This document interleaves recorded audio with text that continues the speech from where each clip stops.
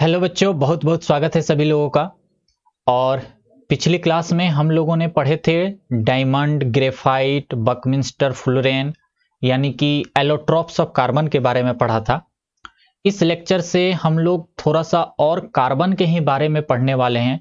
आज के लेक्चर में कार्बन की कुछ खास बातें, कार्बन मतलब क्यों खास है, क्यों अनोखा है, ये इसकी क्या वजह है, और कुछ अच्छी अच्छी बातें और कार्बन की कुछ अच्छी अच्छी प्रॉपर्टी जो कि काफी ज्यादा इंपॉर्टेंट है आपकी 10वीं के हिसाब से भी और 11वीं 12वीं के हिसाब से भी। ठीक है ना। तो मैंने आप लोगों को शुरुआत में ये बात बोल रखा था कि ये चैप्टर बेहद बेहद इंपॉर्टेंट चैप्टर है। ठीक है। तो इस चैप्टर का एक एक कंसेप्ट आपको अच्छे से आना चाहिए, एक एक कंसेप्ट। ये आगे से लेकर, और आप लोगों को अगर मन हो 12वीं के बाद भी ग्रेजुएशन करने का, अगर बीएससी करने का मन हो या कुछ भी करने का, तो ये उसके बाद भी काम आता है। ऐसा नहीं है कि 12वीं के बाद इसकी इंपॉर्टेंस खत्म हो जाती है, उसके बाद भी ये काम आता है। ठीक है ना। तो इसीलिए मैं एक बार फिर से कहूंगा कि भाई साहब नोट्स जरूर बनाइएगा और सारी चीजें अच्छे से पढ़िएगा। सारी चीजें मैं अच्छे से करवा रहा हूं, थोड़ा सा एक लेवल का ही करवा रहा हूं, यानी कि बोर्ड के साथ साथ मैं थोड़ा सा अपर लेवल की चीजें भी इसमें बता रहा हूं ताकि आप लोग कंपटीशन में भी अच्छा कर सको। ठीक है। ठीक है, चलिए। तो यहां से हम लोगों को शुरुआत करनी है। पिछली क्लास में मैंने आप लोगों को ये सारी चीजें बताई थी, ये बकमिंस्टर फ्लोरेन के बारे में ये सारी चीजें हो गई थी। ठीक है। यहां से मुझे शुरुआत करनी है। Versatile nature of carbon. Versatile nature of carbon का क्या मतलब होता है? यानी कि कार्बन एक अनोखा एलिमेंट है, एक बहुत ही अलग तरह का एलिमेंट है। जितने भी 118 एलिमेंट अभी तक खोजे जा चुके हैं उन सब में कार्बन एक बहुत ही अलग टाइप का एलिमेंट है।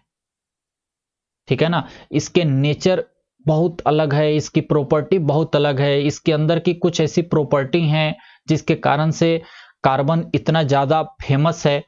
ठीक है। और कार्बन के ऊपर ऑर्गेनिक केमिस्ट्री जैसा एक चैप्टर इतना बड़ा बन गया है, सिर्फ कार्बन के ऊपर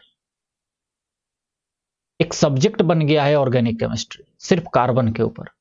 तो आखिर ये क्या है, इसके अंदर कौन सी खास बातें हैं? तो वैसे तो कार्बन के अंदर बहुत सारी खास बातें हैं, बहुत सारी बातें हैं, लेकिन आपके एनसीईआरटी में 2 पॉइंट लिखे गए हैं। मैं भी वही 2 पॉइंट डिस्कस कर रहा हूं और यही 2 पॉइंट ही सबसे ज्यादा कार्बन की खास बात है, जिसके कारण इसका नेचर वर्सेटाइल है, मतलब कि ये एक अनोखा एलिमेंट है। ठीक है।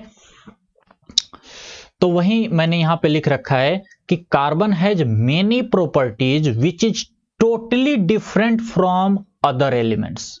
मतलब बाकी एलिमेंट्स से इसकी कुछ प्रॉपर्टी बहुत ही अलग होती है। इसी को हम लोग कहते हैं वर्सेटाइल नेचर ऑफ कार्बन। अब इसके पीछे रीजन क्या है? Reasons for making carbon as a versatile nature. कौन से रीजन है जिसके कारण कार्बन एक अनोखा एलिमेंट है, इसका नेचर वर्सेटाइल है, बहुत ही अलग तरीके का है? तो 2 मेन रीजन है। सबसे पहला रीजन है catenation property of carbon. Carbon के अंदर कैटेनेशन प्रॉपर्टी बहुत अच्छी होती है। और दूसरा है टेट्रा कोवैलेंसी ऑफ कार्बन, यानी कि कार्बन की 4 वैलेंसी होती है। हम लोग जानते हैं ना, कार्बन जो होता है इसका एटॉमिक नंबर 6 होता है। इलेक्ट्रॉनिक कॉन्फ़िगरेशन करेंगे यानी के में 2 और एल में 4, यानी कि एक कार्बन 4 बॉन्ड बना सकता है, 4 लोगों के साथ ज्वाइन कर सकता है, यानी कि इसकी टेट्रा कोवैलेंसी है, कार्बन 4 वैलेंसी शो करता है। और पहला रीजन है कि कार्बन के अंदर कैटेनेशन प्रॉपर्टी बहुत अच्छी होती है। अब ये दोनों हैं क्या, इसके बारे में अब डिटेल में बात करते हैं। आइए पहले ये बातें सारी लिख लीजिएगा कि हाँ ऐसा ऐसा होता है। एग्जाम में सवाल ऐसे पूछ सकते हैं, सब्जेक्टिव में पूछ सकते हैं कि बताओ भैया कार्बन जो है सो वर्सेटाइल नेचर का क्यों है। ठीक है ना। कोई उदाहरण, कोई रीजन देकर हमें समझाओ। 4-5 नंबर में ऐसे सवाल पूछ सकते हैं। तो सबसे पहले हम बात करते हैं कैटेनेशन की। कैटेनेशन क्या है? कैटेनेशन का मतलब होता है कि किसी भी एलिमेंट, कोई भी एलिमेंट, कार्बन छोड़ो, कोई भी एलिमेंट अगर खुद आपस में मिलकर, एक एलिमेंट दूसरे से, तीसरे से, चौथे से, सेम टाइप के एलिमेंट आपस में मिलकर एक बहुत बड़ा मॉलिक्यूल, बहुत बड़ा कंपाउंड बना देते हैं, तो उस प्रॉपर्टी को हम लोग कैटेनेशन कहते हैं। ठीक है ना? तो ये चीज मतलब कि सेल्फ लिंकिंग, आपस में ही जुड़ जाना, सेल्फ लिंकिंग जो है कार्बन में सबसे ज्यादा होता है। यही मैंने बातें यहां पर लिख रखी है, फिर मैं एग्जांपल के थ्रू भी समझाऊंगा। The unique property of self linking of carbon atoms, मतलब कार्बन के जो एटम्स है ना, वो अपने आप में, एक कार्बन का एटम दूसरे से, वो तीसरे से, वो चौथे से, वो अपने आप में जुड़ते जाते हैं, सेल्फ लिंकिंग होती है। ठीक है ना? थ्रू किसके द्वारा होती है? कोवैलेंट बॉन्ड के द्वारा, क्योंकि कार्बन जो होता है वो कोवैलेंट बॉन्ड बनाता है, और इस कारण से ये फॉर्म कर देता है लॉन्ग चेन्स या रिंग्स, मतलब कि या तो स्ट्रेट चेन बना देगा या रिंग्स बना देगा, डिफरेंट डिफरेंट साइजेज के। इसी चीज को हम लोग कैटेनेशन कहते हैं। The unique property of self linking of carbon atoms through covalent bonds to form long chains of different sizes. जैसे एग्जाम्पल से समझिए, इस बात को एग्जाम्पल से समझिएगा तो बहुत मजा आएगा। जैसे देखिए, एक कार्बन है, ठीक है, इसके कितनी वैलेंसी? 4। यानी कि अब 4 इसके मुंह खुले हुए हैं किसी दूसरे के साथ बॉन्ड बनाने के, किसी दूसरे के साथ शेयर करने के लिए। एक इलेक्ट्रॉन यहां होगा, एक इलेक्ट्रॉन यहां होगा, एक इलेक्ट्रॉन यहां, आउटर मोस्ट 4 इलेक्ट्रॉन होंगे। तो ये 4 अलग चाहेगा ना, 4 बगल में कहीं आए और उसके साथ ये शेयर कर ले, ऐसी होगी ना। तो ऐसी चीजें जब होंगी तो मान के चलो यहां पे एक दूसरा कार्बन है, ये भी, इसके भी आउटर मोस्ट में 4 इलेक्ट्रॉन है, तो ये भी चाह रहा है कि मैं शेयर करूं और ये भी चाह रहा है शेयर करूं, तो ये आपस में ही शेयर हो जाएंगे। ठीक है? फिर ये वाला मान के चलो किसी दूसरे कार्बन से हो गया, ये वाला मान के चलो किसी और एक और कार्बन से हो गया। बात समझ रहे हो? तो यानी कि ये मान के चलो ये इधर कार्बन से हो गया, ये मान के चलो कहीं हाइड्रोजन से हो गया, ये हाइड्रोजन से हो गया, ये क्लोरीन से हो गया, कहीं से ना कहीं से मतलब शेयर हो जा रहे हैं। तो यानी कि आप ध्यान से देखो, तो यानी कि एक कार्बन इधर भी हुआ, लेकिन फिर भी अभी इसकी 3 वैलेंसी खाली है, इसकी भी 3 वैलेंसी खाली है, तो हो सकता है फिर एक कार्बन से हो जाए, हो सकता है इधर भी कार्बन से हो जाए, हो सकता है यहां पर इसकी 2 अभी 3 वैलेंसी खाली है, तीनों कार्बन से हो जाए, और अब लो, अब 9 इसके मुंह खुल गए, हो सकता है सब पे फिर से कार्बन कार्बन आ जाए, सब फिर कार्बन से जुड़ने लगे, तो अब लो भैया सबके 3-3 लो, अब कितने सारे आ गए। यानी कि कार्बन कार्बन से लिंक करते हुए, सेल्फ लिंकिंग करते हुए बहुत लंबा चेन बना सकता है, बहुत लंबा चेन। ठीक है ना? रिंग टाइप में भी बन सकता है, ऐसा नहीं है कि सिर्फ ऐसे स्ट्रेट ही बनेगा। मान के चलो एक कार्बन है, फिर एक यहां है, फिर एक यहां है, फिर एक यहां है, फिर एक यहां है, इसका मन हुआ कि लो मैं इसी से कर लेता हूं, और बाकी जो 2-2 सबके बचे वो मान के चलो हाइड्रोजन आ गया, सपोज डेट हाइड्रोजन आ गया। ठीक है? तो ये पूरा का पूरा एक रिंग बन जाएगा। ये 6 का रिंग बना, हो सकता है 7 का भी बन जाए, हो सकता है 8 का भी बन जाए, हो सकता है 5 का भी बन जाए। तो यानी कि कार्बन जो है, कार्बन के पास मेन बात क्या है? मेन बात यह है कि इसकी 4 वैलेंसी, 4 मुंह खुले हुए हैं, किसी के साथ शेयर कर सकता है। तो बगल में अगर कार्बन होगा तो कहेगा कि क्या जरूरत है हाइड्रोजन, क्लोरीन और ऑक्सीजन के पास जाने के, आओ हम ही दोनों भाई मिलकर आपस में लिंक हो जाते हैं। तो एक कार्बन दूसरे भाई के साथ मिलके लिंक हो जाएगा। क्या मेरी बात समझ गए? तो कैटेनेशन की ये डेफिनेशन लिख लीजिए, और मैं यहां पे अच्छे से 2-3 एग्जाम्पल लिखवा दे रहा हूं, उस एग्जाम्पल को लिख लीजिए। जैसे देखिए एग्जाम्पल मैं यहां पे 2-3 लिखवा देता हूं। जैसे ये एक कार्बन है, तो मान के चलिए ये इसके साथ लिंक हो गया, तो अभी भी इसके 3 बचे हैं, तो चलिए यहां पे मैं क्लोरीन लगा देता हूं, यहां हाइड्रोजन, यहां हाइड्रोजन, किसी के साथ हो सकता है ना, मुझे नहीं मालूम, मैं तो सिर्फ ऐसे ही बना रहा हूं। यहां पे मान के चलिए वो किसी के साथ हो जाएगा। कहने का मतलब ये सिलसिला चलता रहेगा। हम कुछ प्रोसेस आगे आप लोग जाकर पढ़ोगे कि हम जितने का चाहें उतने का बना सकते हैं, रोक सकते हैं। अगर मान के चलो सिर्फ कार्बन कार्बन ही हमने रख दिया तो वो आपस में लिंक करके बहुत बड़ा एक कंपाउंड और मॉलिक्यूल बना सकता है। ठीक है, ऐसे करके बन सकता है स्ट्रेट, या ब्रांच में बन सकता है। ब्रांच का मतलब क्या हुआ कि ये कार्बन ऐसे बन रहे हैं ना, ये ऐसे बन रहे हैं, यहां पे 3 आएगा तो एक यहां आ गया, तो अब लो भैया इसके 3 हो गए, अब एक यहां आ जाएगा तो इसके भी अब 3 बनाओ। ठीक है, ये इधर चेन में चल जा रहा है और फिर एक यहां कार्बन आ गया, लो अब इसके भी। तो यानी कि देख रहे हो कार्बन के पास पॉसिबिलिटी बहुत ज्यादा है किसी के साथ जुड़ जाने की। अब मान के चलो कार्बन यहां है तो यहां पे अब इसको ऑक्सीजन कहीं मिल गया तो एक ऑक्सीजन के साथ बॉन्ड बना लेगा, और फिर ऑक्सीजन चूंकि 2 बॉन्ड बनाता है ना तो एक कार्बन यहां मान को आ गया, फिर तो फिर से ये 3 आ गए। अब लो फिर से कार्बन आ सकते हैं यहां पे, या हाइड्रोजन आ सकता है, या क्लोरीन आ सकता है, कुछ भी आ सकता है। ठीक है, सिंगल बॉन्ड भी ऑक्सीजन आ सकता है, हो सकता है यहां पे ये कार्बन आया है, अब यहां पे डबल बॉन्ड ऑक्सीजन आ जाए और एक हाइड्रोजन आ जाए। अरे भैया ऑक्सीजन जो होता है, ऑक्सीजन 2 बॉन्ड बनाता है ना, 2 6 होता है, 8 एटॉमिक नंबर, तो इसको 2 बॉन्ड बनाने होंगे ना ऑक्सीजन को। ऑक्सीजन को कितने बॉन्ड बनाने होंगे? 2 बॉन्ड, क्योंकि इसके पास 2 इलेक्ट्रॉन की जरूरत होती है। तो या तो ऑक्सीजन का डबल बॉन्ड बना दो, तो बस डबल बॉन्ड बना दो, 2 बॉन्ड हो गए, या ऑक्सीजन का सिंगल बॉन्ड बना रहे हो तो एक इधर बनाओ एक इधर बनाओ, तब जाकर ऑक्सीजन की बैलेंस कंप्लीट होगी।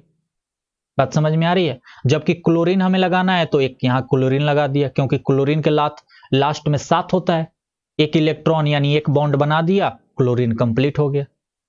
यहां हाइड्रोजन लगा दो, यहां भी चाहो तो क्लोरीन लगा दो। कहने का मतलब यह है कि कार्बन जो है ये सेल्फ लिंकिंग करता है अपने आप में भी, और हो सकता है किसी दूसरे मॉलिक्यूल के साथ भी, लेकिन ज्यादातर क्या होता है ये अपने आप में ही कर लेता है, और जहां पर बचता है वहां पर मैक्सिमम केस में हाइड्रोजन आ जाता है। मतलब यहां हाइड्रोजन आ जाएगा, यहां आ जाएगा, यहां आ जाएगा, यहां आ जाएगा, ऐसे ही करके हम उसमें क्लोरीन डालेंगे, ऑक्सीजन वाली चीजें डालेंगे, ऑक्सीजन के साथ रिएक्शन कराएंगे तभी तो आएगा, वरना हाइड्रोजन जो है वहां पे चला जाता है, और ज्यादा कार्बन और ऑक्सीजन ही, सॉरी, कार्बन और हाइड्रोजन ही आपस में मिलके मॉलिक्यूल ज्यादा बनाते हैं, जिसको कि हम लोग हाइड्रोकार्बन कहते हैं। एक टर्म सुना होगा हाइड्रोकार्बन, यानी कि ऐसा मॉलिक्यूल जो कि हाइड्रोजन और कार्बोनेट से मिलके बनता है, उसको हाइड्रोकार्बन कहा जाता है। बात समझ में आई? तो यही होती है कैटेनेशन की प्रॉपर्टी, यानी कि कार्बन अपने आप में सेल्फ लिंकिंग करता जाएगा और बहुत सारे मॉलिक्यूल, अलग अलग टाइप के मॉलिक्यूल बनाता जाएगा। रिंग भी बना सकता है और इस तरीके से भी बना सकता है। मुझे लगता है कि कैटेनेशन क्या होता है समझ में आ गई ही होगी बात। ओके, अब बात ये आती है कि भाई साहब ये कार्बन में मैक्सिमम कैटेनेशन प्रॉपर्टी क्यों होती है?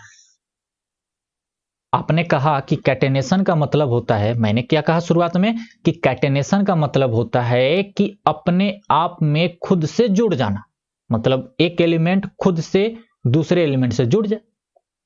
तो हम लोग तो एक बात जानते हैं कि कार्बन, सिलिकॉन, जर्मेनियम, ठीक है, कौन सी गीत सुनाऊं प्रभु, पीबी, लीड टिन, तो कार्बन की वैलेंसी 4 है तो सिलिकॉन की भी वैलेंसी 4 है, जर्मेनियम की भी वैलेंसी 4 है, ये टिन लीड की भी वैलेंसी 4 है। तो कार्बन में ही कैटेनेशन प्रॉपर्टी ज्यादा क्यों? सिलिकॉन के पास भी तो 4 वैलेंसी है, ये भी तो बहुत बड़ा मॉलिक्यूल बना सकता है, एक सिलिकॉन दूसरे सिलिकॉन से जुड़ के तीसरे से चौथे से ऐसे कर करके, ये भी तो हो सकता है ना। या जर्मेनियम के पास भी 4 वैलेंसी है, ये भी बना सकता है। तो हां, कैटेनेशन प्रॉपर्टी इन सब में भी होती है, ये भी आपस में लिंक होते हैं, लेकिन कार्बन में सबसे ज्यादा होता है। कार्बन में क्या होता है? सबसे ज्यादा होता है। इसके पीछे रीजन क्या है उस बात को समझिए। तो मैंने लिखा carbon shows maximum catenation property due to, reason क्या लिखा मैंने? यह सवाल पूछा जा सकता है कि कार्बन में मैक्सिमम कैटेनेशन प्रॉपर्टी क्यों होती है, रीजन बताइए। तो रीजन क्या है? पहला रीजन हो गया small size of carbon, carbon का जो साइज होता है वो छोटा होता है। तो कार्बन का साइज है छोटा, तो कार्बन का साइज छोटा है, तो यानी कि यहां पे इसका न्यूक्लियस होगा और इसके इलेक्ट्रॉन जो भी इसके साथ शेयर होके आएंगे, 4 पहले से थे और 4 शेयर होकर आ गए, मान लो 8 हो गए, तो ये सारे शेयर्ड इलेक्ट्रॉन इसके आसपास ही घूमते रहेंगे, ये इसके आसपास। तो न्यूक्लियस पास में है, यानी कि पॉजिटिव चार्ज पास में है, तो क्या होगा, ये सारे इलेक्ट्रॉन्स को मजबूती से बांध के रखेगा। छोटा साइज होने के कारण न्यूक्लियस इलेक्ट्रॉन और शेयर इलेक्ट्रॉन के ज्यादा करीब है, तो सारे के सारे अगल बगल का जो भी इलेक्ट्रॉन शेयर होकर आया है या खुद का है, उन सबको मजबूती से बांध के रखेगा। जबकि सिलिकॉन, जर्मेनियम, इन सब का एटम हो गया बड़ा, यहां पे छोटा सा न्यूक्लियस। अब यहां पे कोई शेयर इलेक्ट्रॉन आया तो इसको ज्यादा अच्छे से बांध के नहीं रख पाएगा, यानी कि इसको ज्यादा मजबूती से, स्ट्रॉन्ग से बांध के नहीं रख पाएगा, जिसके कारण से एक सिलिकॉन दूसरे सिलिकॉन से मजबूती से नहीं बंध पाएंगे, टूट जाएंगे। लेकिन कार्बन में क्या होगा, मजबूती से बंधा रहेगा तो सेल्फ लिंकिंग की प्रोसेस ज्यादा होगी। मेरी बात समझ में आ गई? समझ में आ गई कि नहीं? तो इसीलिए कार्बन का साइज छोटा होने के कारण इसमें कैटेनेशन की प्रॉपर्टी ज्यादा होती है, क्योंकि न्यूक्लियस जो भी शेयर्ड इलेक्ट्रॉन्स हैं उनको स्ट्रांगली बॉन्ड बांध के रखता है। पहली बात। दूसरी बात है unique electronic configuration of carbon. Carbon की इलेक्ट्रॉनिक कॉन्फ़िगरेशन यूनिक है।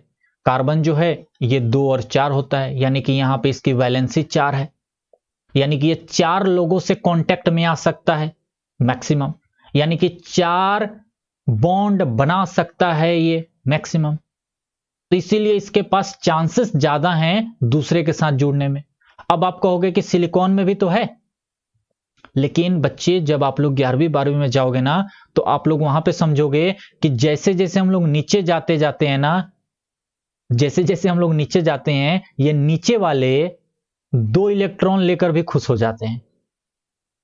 कहने का मतलब ये जो लीड टिन है ना, ये 2 इलेक्ट्रॉन, जैसे कि एसएन के साथ कोई 2 इलेक्ट्रॉन ला दो, जैसे कि क्लोरीन के 2 ला दो तो SnCl2 बन गया ना 2 इलेक्ट्रॉन लाके, तो ये SnCl2 बना के खुश हो जाएंगे। लेकिन कार्बन 2 क्लोरीन के साथ कभी खुश नहीं रह सकता, उसको 4 ही चाहिए। ये मैं थोड़ी सी अपर लेवल की बात कर रहा हूं, लेकिन इतना ज्यादा डिटेल में मत घुसो, अभी तुम्हें शायद ना समझ में आए, मुझे लग रहा है ऐसा कि ना समझ में आएगा। तो बस इतनी बात समझ लो कि इसकी इलेक्ट्रॉनिक कॉन्फ़िगरेशन थोड़ी सी अलग है। 2 4 यानी ये 4 लेगा ही लेगा। नीचे वाले 2 में भी कभी कभी खुश हो जाते हैं कुछ ऐसे कंडीशंस में, लेकिन कार्बन कहेगा ना, हमें तो 4 ही चाहिए, हम तो 4 ही बॉन्ड बनाएंगे। तो इस कारण से इसमें कैटेनेशन प्रॉपर्टी के चांसेस ज्यादा बढ़ जाते हैं।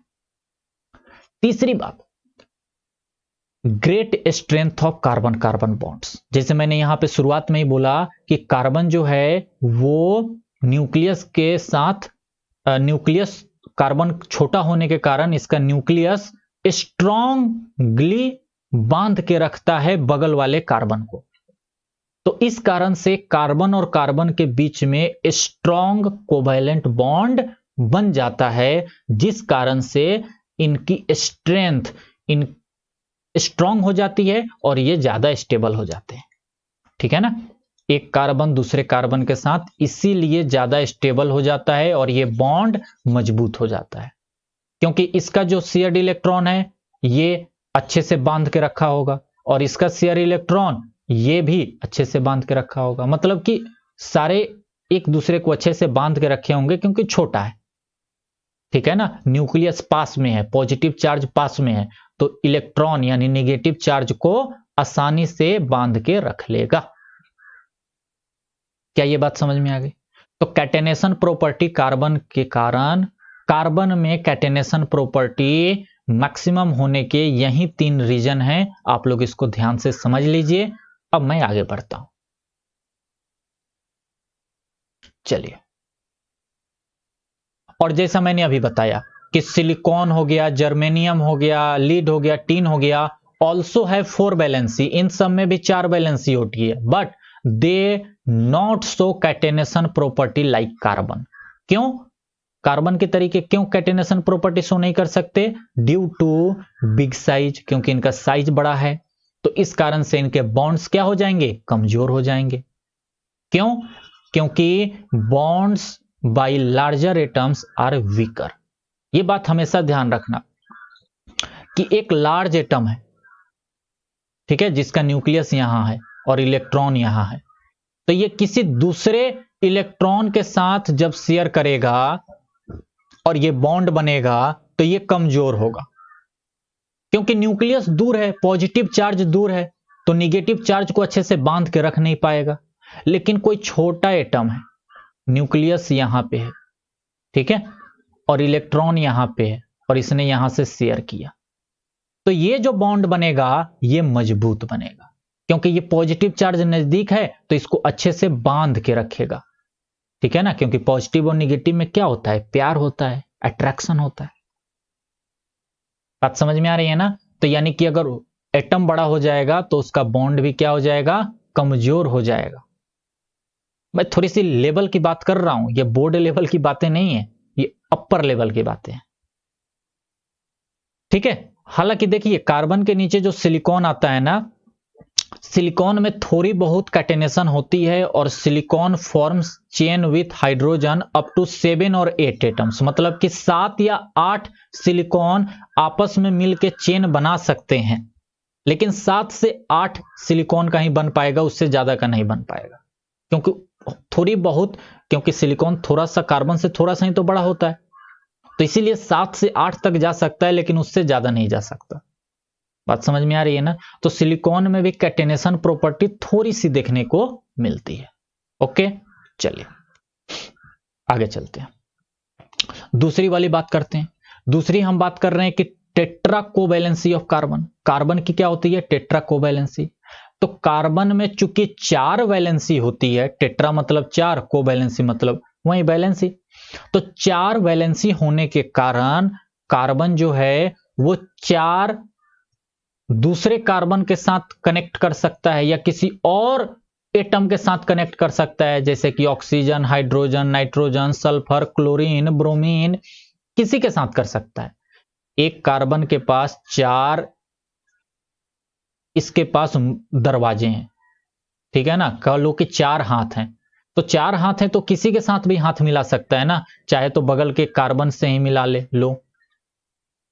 तो अब देखो ये इसके 3, ये 3, इसके भी 3, इसके भी 3, अब लो भैया अब यहां पे कार्बन लगाओ, फिर 3 आ गए, फिर से कुछ लगा दो, फिर यहां कार्बन, या हो सकता है यहां पे ये ऑक्सीजन से ही मिल जाए, हो सकता है यहां पे ये फिर इधर कार्बन से मिल जाए, हो सकता है ये फिर इधर डबल बॉन्ड ऑक्सीजन से मिल जाए और एक हाइड्रोजन आ जाए, कुछ भी हो सकता है।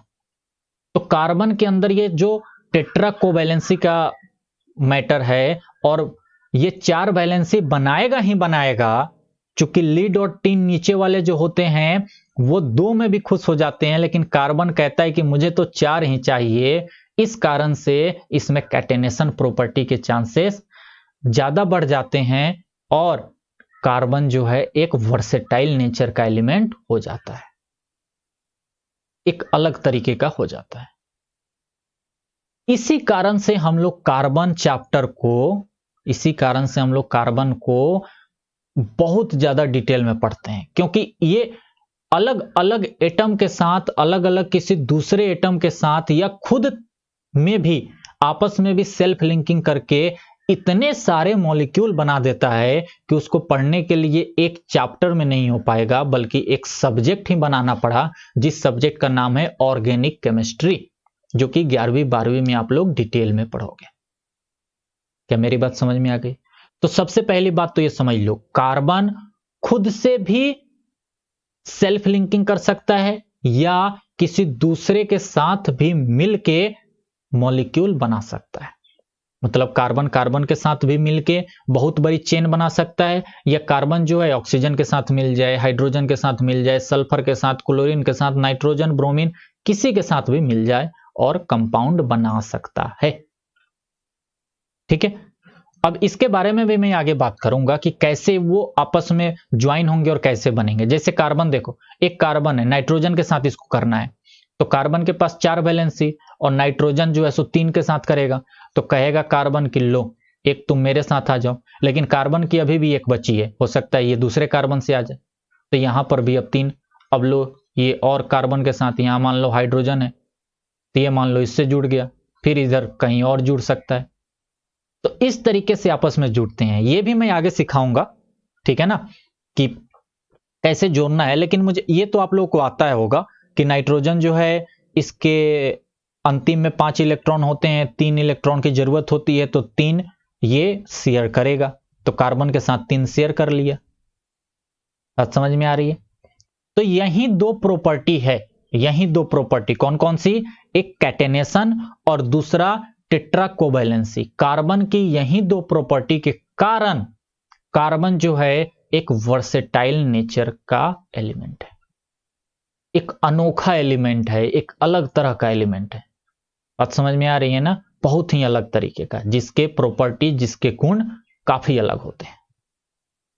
क्या मेरी बात समझ गए? इसके अलावा भी कई सारी रीजंस और हैं जिसके कारण से कार्बन एक वर्सेटाइल नेचर का होता है, लेकिन वो चूंकि अब आपके एनसीईआरटी में नहीं लिखा है तो उस पर मैं अभी चर्चा नहीं कर रहा। एक और अनोखा नियम, अनोखा गुण, एक और अनोखा गुण होता है कार्बन में, आइसोमेरिज्म का। अब ये आइसोमेरिज्म क्या होता है तो मैं अभी बात नहीं कर रहा, लेकिन एक और होता है जिसके कारण से भी बहुत सारे मॉलिक्यूल का फॉर्मेशन होता है अलग अलग तरीके का, ठीक है ना। तो उस कारण से भी ये चीज भी कार्बन में ही सबसे ज्यादा पाई जाती है, आइसोमेरिज्म प्रॉपर्टी शो करने का नेचर, ठीक है ना।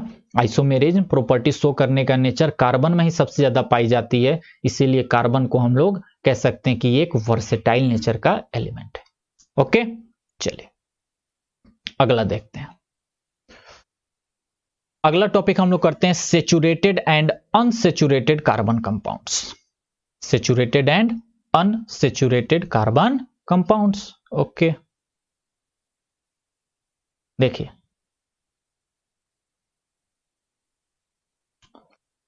सेचुरेटेड और अनसेचुरेटेड कार्बन कंपाउंड से पहले 2-3 बातें जरा ध्यान से समझ लीजिए। पहली बात तो ये, पहले हम लोग कुछ चीजें समझेंगे थोड़ा सा, फर्स्ट अंडरस्टैंड वन थिंग, इसीलिए मैंने लिख रखा है। ये 3 बात ध्यान से सुन लीजिए। हम लोग एक बात जानते हैं कि कार्बन जो है, कार्बन में कार्बन के साथ सिंगल बॉन्ड भी बन सकता है, डबल बॉन्ड भी बन सकता है और ट्रिपल बॉन्ड भी बन सकता है। मतलब एक कार्बन दूसरे कार्बन के साथ अगर ज्वाइन हो रहा है तो वो सिंगल बॉन्ड के थ्रू भी हो सकता है, डबल बॉन्ड के थ्रू भी हो सकता है और ट्रिपल बॉन्ड के थ्रू भी हो सकता है। मेरी बात समझ में आ रही है ना? जैसे यहां पे कैटेनेशन वाला जो हम लोग काम कर रहे थे, कि हम लोग कह रहे थे ना कि यहां पे कैटेनेशन हो गया, कैटेनेशन हो गया, ये कर रहे थे ना।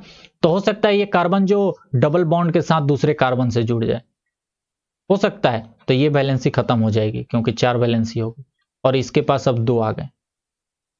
तो हो सकता है कि यहां पे कार्बन हो जो कि ट्रिपल बॉन्ड के साथ किसी और कार्बन से जुड़ जाए और एक इसका जो बचा वो हाइड्रोजन में चला जाएगा और इस कार्बन के तो 4 हो ही गए। तो ऐसा भी हो सकता है, ठीक है। तो कहने का मतलब मेरा ये है कि कार्बन जो है जब सेल्फ लिंकिंग करेगा, कैटेनेशन होगा, तो वो क्या होगा, कार्बन कार्बन के साथ सिंगल बॉन्ड भी बन सकता है, कार्बन कार्बन के साथ डबल बॉन्ड भी बन सकता है और कार्बन कार्बन के साथ ट्रिपल बॉन्ड भी बन सकता है। तो अगर, अब ध्यान से सुनो, अगर if carbon compounds has only single bonds, अगर कोई ऐसा कार्बन कंपाउंड है, कोई ऐसा मॉलिक्यूल है जिसमें सिर्फ और सिर्फ सिंगल बॉन्ड्स हैं कार्बन और कार्बन के बीच में, तो उस कंपाउंड को, उस कार्बन कंपाउंड को हम लोग कहेंगे एल्केन। क्या कहेंगे? एल्केन। अभी मैं सिर्फ छोटी सी बात बता रहा हूं, अभी इसको डिटेल में मैं अगली क्लास में बताऊंगा। छोटी सी मैं सिर्फ बात बता रहा हूं कि अगर कार्बन और कार्बन के बीच में सिर्फ सिंगल बॉन्ड है, जैसे कि ये, और आसपास में जो कुछ भी जुड़ा हो वो हमें नहीं मतलब, हाइड्रोजन हो, क्लोरीन हो, कुछ भी हो, लेकिन कार्बन और कार्बन के बीच में सिर्फ क्या हो, सिंगल बॉन्ड, पूरे मॉलिक्यूल में, पूरे कंपाउंड में, तो उस कंपाउंड को या उस मॉलिक्यूल को हम लोग क्या कहेंगे? एल्केन। और अगर if carbon compound has one या मोर डबल बॉन्ड्स, मतलब कार्बन की जो चेन है उसमें एक या दो डबल बॉन्ड हो, एक हो या मान के चलो दो हो, ठीक है ना। अगर डबल बॉन्ड आ गया कार्बन के बीच में, अब यहां पे एक वैलेंसी होगी, यहां पे 3 होगी, यहां पर एक होगी, यहां पर भी एक, यहां पर भी एक, यहां पर 3। अब समझ में आ गया ना, यहां पे आप हाइड्रोजन जोड़ सकते हो या कुछ भी जोड़ सकते हो, इसलिए मैंने वो डंडी दिखा दी कि यहां पे अब आप कुछ भी लगा सकते हो। देखो अब सारे कार्बन की वैलेंसी पूरी हो गई ना, और हाइड्रोजन की भी हो गई। तो अगर डबल बॉन्ड आ गया तो समझ लो कि वो क्या है, एल्कीन।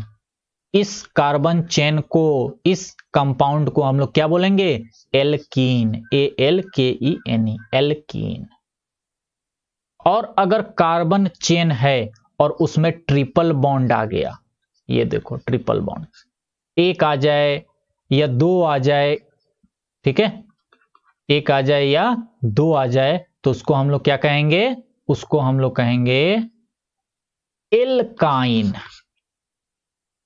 एक या दो या उससे भी ज्यादा ट्रिपल बॉन्ड आ जाए तो उसको हम लोग क्या कहेंगे, एल्काइन। तो ये तीनों बातें जरा पहले लिख लीजिए आप लोग। क्या लिखना है कि अगर कार्बन कंपाउंड में सिर्फ सिंगल बॉन्ड है तो एल्केन बोलेंगे, कार्बन कंपाउंड में डबल बॉन्ड है तो एल्कीन बोलेंगे, और ट्रिपल बॉन्ड है तो एल्काइन बोलेंगे। अब आइए आगे, अब आते हैं हम लोग अपने टॉपिक सेचुरेटेड एंड अनसेचुरेटेड पे।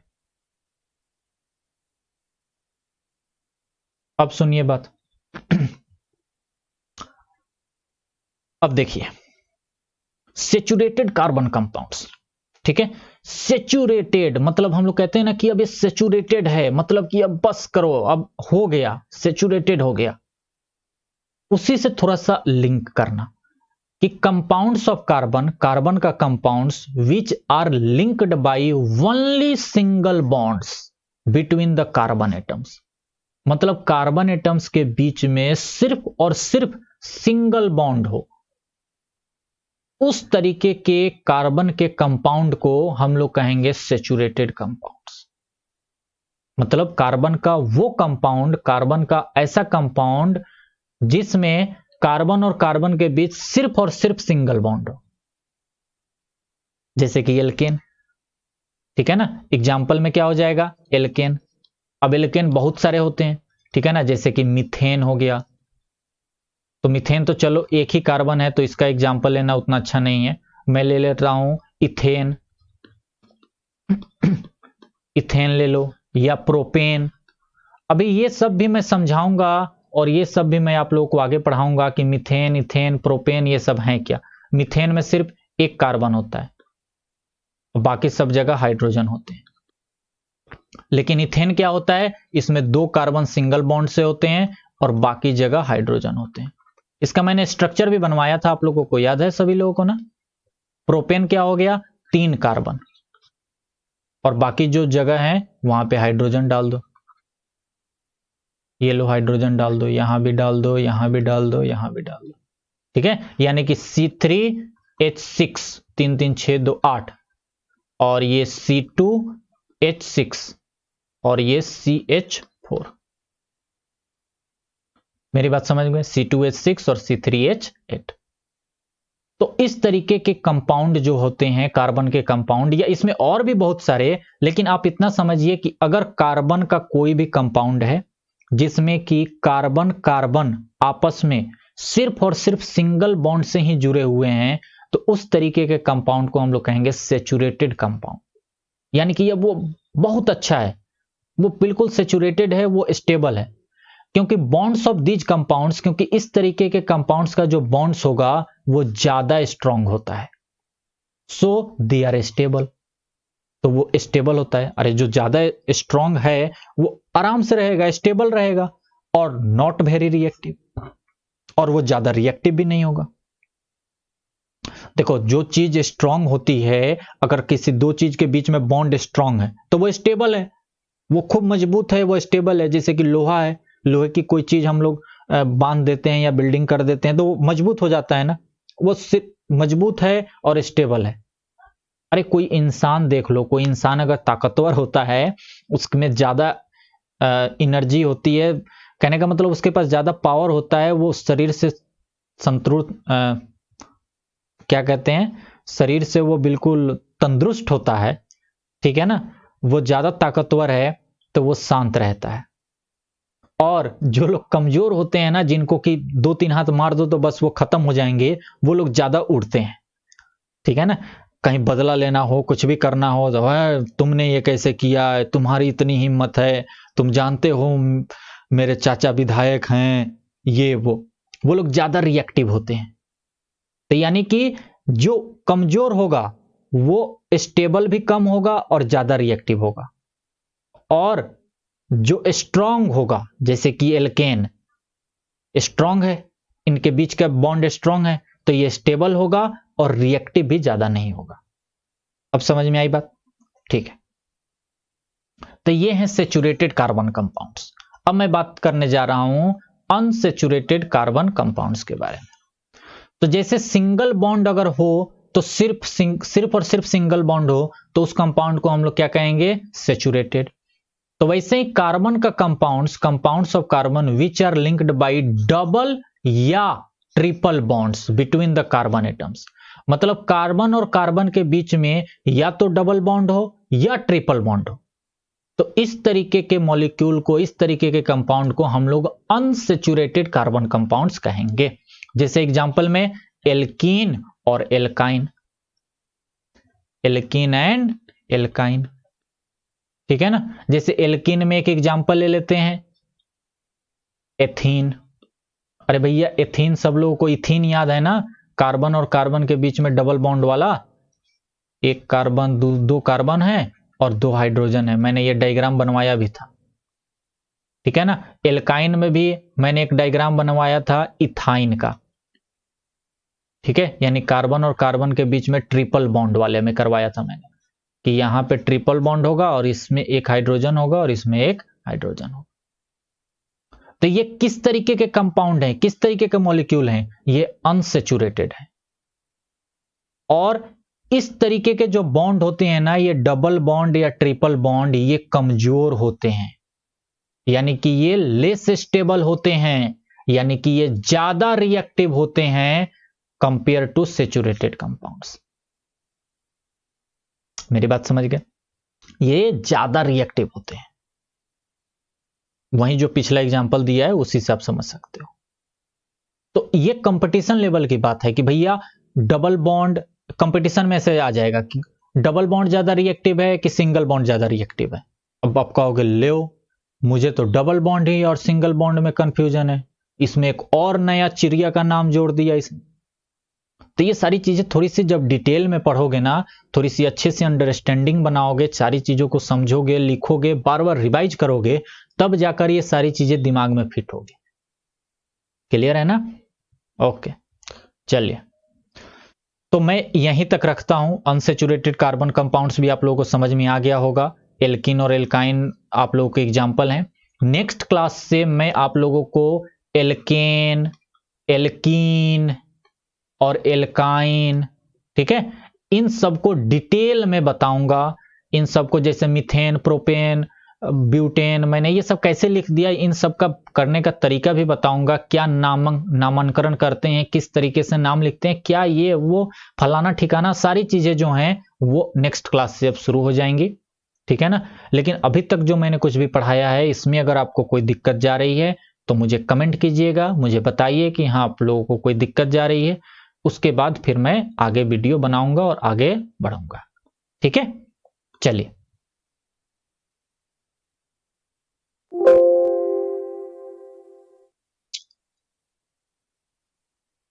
ठीक है, तो हम लोग फिर मिलते हैं नेक्स्ट क्लास में। ये सारी चीजें नोट डाउन अच्छे से, आई होप कि आप लोगों ने किया होगा। इसको बार बार रिवाइज कीजिए, याद कीजिए, समझ से हुए याद कीजिए।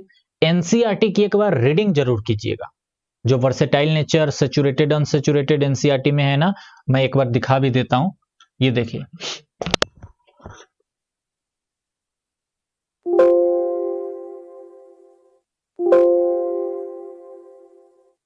एक मिनट,